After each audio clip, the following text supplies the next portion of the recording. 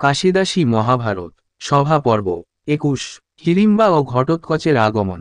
ঘটোৎকচ মহাবীর হিড়িম্বা তনয়, যজ্ঞের পাইয়া বার্তা সানন্দ হৃদয়।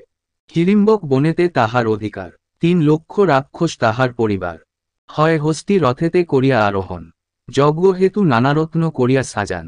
নানাবাদ্যে উপনীত যজ্ঞের সদন, অদ্ভুত রাক্ষসী মায়া করিয়া রচন।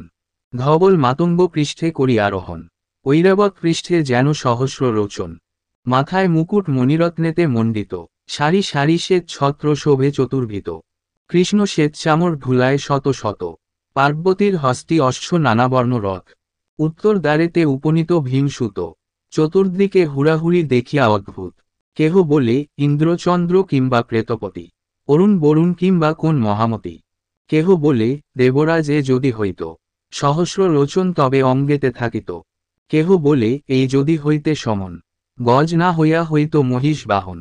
কেহ বলে এই যদি হইতে হুতাসন, তবে সে হইত ছাগিহার বাহন। বরুণ হইলে হইত শুশুক বাহন, সপ্ত অশ্ব রথ হইত হইলে তপন। এত বলি লোক সব করিছে বিচার, গজ হইতে নামিলেন হিড়িম্বা কুমার। প্রবেশ করিতে তারে নিবারে দ্বারেতে, জিজ্ঞাসিল কেবা তুমি এলে কোথা হতে।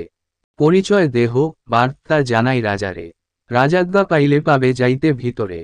ঘটোৎকচ বলে আমি ভীমের অঙ্গজ, হিড়িম্বার গর্ভে জন্ম, নাম ঘটোৎকচ।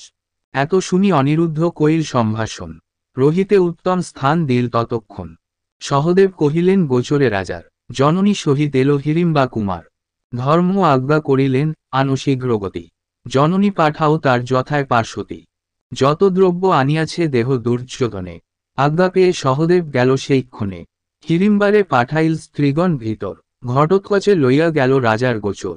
হিড়িম্বা দেখিয়া চমকিত অন্তপুরী, রূপেতে নিন্দিত যত স্বর্গ বিদ্যাধরী।